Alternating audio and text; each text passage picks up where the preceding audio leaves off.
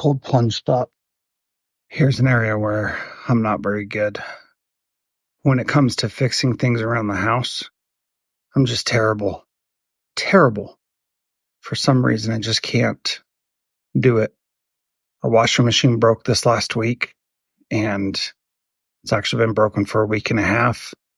Called around to get some help, ordered a part.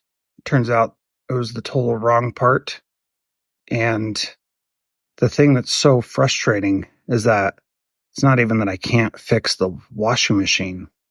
It's that the stress of this thing being broken and me not being able to fix it and not knowing how to and not knowing who to go to for help it's like this weight on my shoulders that I just have to deal with for however long that thing is broken.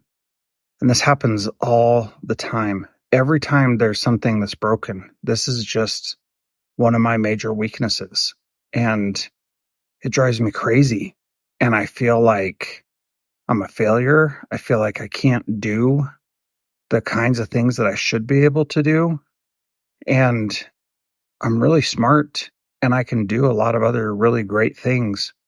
But this one area just always gets me. And even when I take my time, do PQ reps, have patience with myself, get somebody to help me, I still am just not very good at it.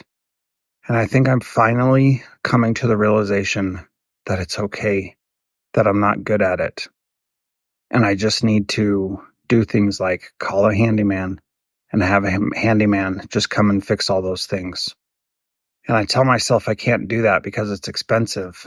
But when we bought a new washer and didn't have to worry about that anymore, the weight off my shoulders was incredible. And it just felt so good. I don't know why I put those things off like I do and why I make it so hard for myself. But I'm going to try to be better.